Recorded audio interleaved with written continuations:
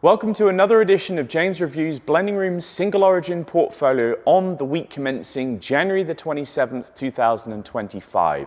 The aim of these videos is to give you an overview of what's available during this week so that if you're thinking about making a purchase, you could be better informed of the choices and the method of brewing that may work with each of these coffees. So without further ado, I'll get stuck into the very first coffee, which is our Pantano replacement. We are out of stock of Pantano for the next couple of weeks, but I have brought in Pio Moro, which is delightful.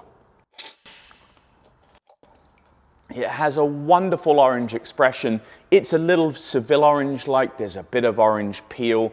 Then you get this roasted almond and a lovely dark chocolate on the finish. I've roasted Pio Moro in a way that will allow it to be brewed in every single method of brewing, from espresso all the way through to cafetiere and everything in between. It is a really delightful coffee, and you really should give this a go during this week. I may also consider releasing it as our subscription coffee this week too. Next in line is the El Cipras. This is the last roasted batch of this. And this has a wonderful toffee characteristic in the cup. There's a smidge of citrus in there, a smidge of orange, but it's all about toffees, caramels and textures with a touch of chocolate on the finish. If I was brewing a single origin espresso this week, this is what I'd be choosing alongside the Pio Moro, but El Cipras would be the one that I would choose for my espresso brewing. It would pair very well with milk. It is also a delightful filter brew and also a full immersion like cafetiere, but espresso people, you get that coffee. Next is the La Bolsa from our core range, and this is tasting smashing at the minute.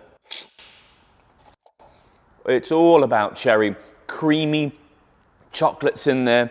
I would brew this as a filter coffee. Some people like to have it as espresso. It might be a little bit on the citric side for me, but filter, full immersion brew, this would be my choice. It's a bargain at £9 a bag and is my favorite coffee of 2024. So do give that a crack this week as well. Next in line is the El Puente. This too is the last roast of the El Puente, and it is so delightful. More citrus, but these are purple fruits, a little bit like blackberry. There is some orange in there. It is a creamy cup as well. There's that classic Guatemalan chocolate on the finish. This too would be another stunning filter coffee. Expect all of that lovely bright acidity to come through. I probably wouldn't have this as an espresso-based coffee on that basis, but you know, if you like a bit of a risky brew, then you know, this could be you in espresso. Next in line, the new coffee release from this last week, the La Illusion from Nicaragua. And this is so peculiar, in a good way, obviously. There's a little bit of red apple skin in there. There's a touch of citrus in, like mandarin, we've said on the bag. Then there's lemongrass, this fragrant type of characteristic to the cup.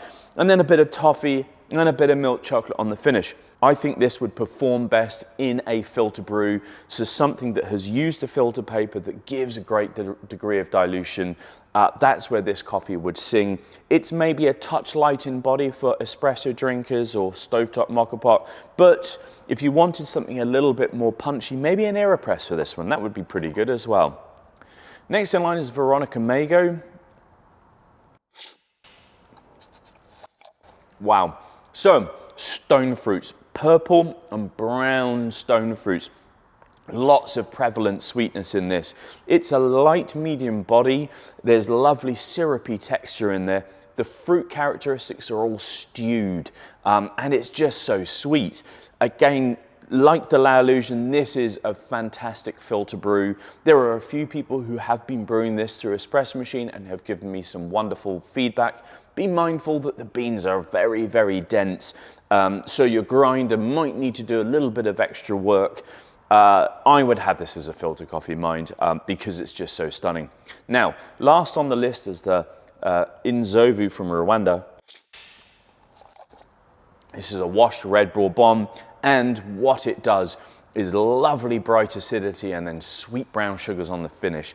It's a fantastic filter brew. I would not consider this as espresso. The cranberry and orange characteristic in there would just be too aggressive in an espresso machine, for my liking anyway. There is a beautiful sweet brown sugar on the finish. Please drink this as a filter coffee. That is where this does all of its wonderful work. And maybe as a cafetiere as well. I've had this a few Sundays ago as a cafetiere, and the brown sugars come through in an abundance. And there you have it. That is BlendingRoom's coffee review on the week commencing the 27th of January 2025. If I was to pick an espresso-based coffee this week, El Ciprés would be my choice. If I was going to pick an interesting filter brew, La Illusion would be my choice. I want that fragrant lemongrass. If I wanted a coffee that was suitable for everything, I'd probably go the Veronica Mago. I hope this video has proved useful. We are open between 9 and 5, Monday to Friday at the Roastery. Should you have any questions, you can do the old-fashioned telephone if you wish, or get in contact through the comments and our social channels more broadly. Until next time, have a great week. Enjoy your coffee.